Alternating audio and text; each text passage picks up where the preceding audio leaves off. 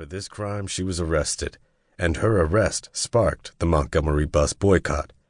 This boycott brought Dr. Martin Luther King Jr. into leadership and national prominence. Rosa Parks' sit-in took place on December 5, 1955. 13 months later, the boycott ended with the integration of the buses. If we think back to that time, we can remember that black and white relations had almost always been placed in an economic context.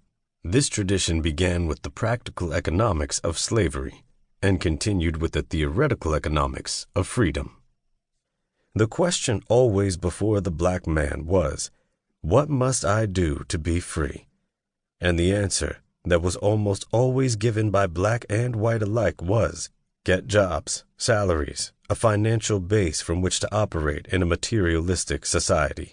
Freedom was conceived of in commercial terms, and indeed there was cause for this. The most visible and many of the most hideous aspects of the black condition were those engendered by poverty. Yet the fact is that when ordinary black people began to move, it was not an economic force which moved them. They sought dignity, not dollars, manhood, not money, pride, not prosperity. In reviewing the effects of the movement, this fact is basic to our understanding. It was Martin Luther King who removed the black struggle from the economic realm and placed it in a moral and spiritual context.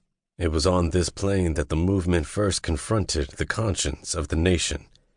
This point is crucial, for previously even most black leaders had been unable to deal with race relations as a moral problem. This was perhaps because the immorality was so immense that it defied ordinary moral categories. As a nation, America had steadfastly refused to accept the humanity of its black minority.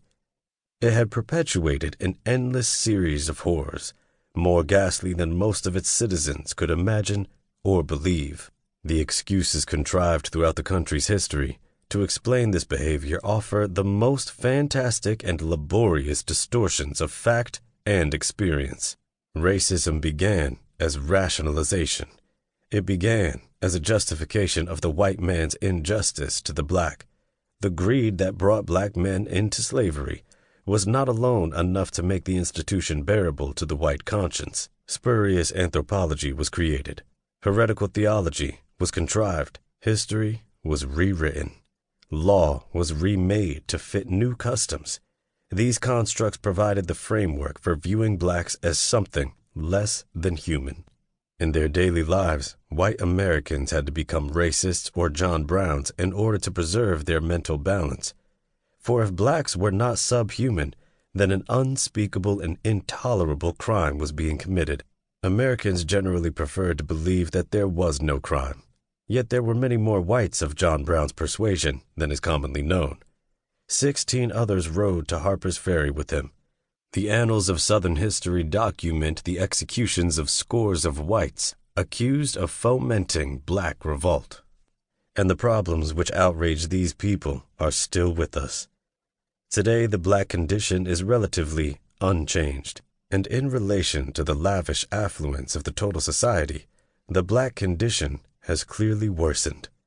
Because of this, bigotry has remained a psychological necessity for white America. Bigotry, or John Brownism, which is precisely what the movement has released in so many thousands of the nation's young. But today, bigotry most often shows itself as blind indifference and willful ignorance, rather than as racist activism. American society has become schizophrenic, wavering between its twin personalities of democracy and slavery, gripped by social and moral pathology, trapped in the American dilemma.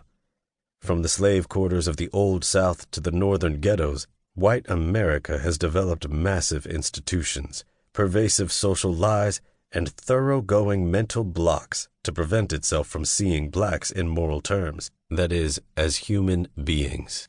The movement sought to storm these citadels of blindness, so that America would be forced to see. But before sight could be brought to white America, blacks had to regain their own vision. The blind could not lead the blind, and after 400 years of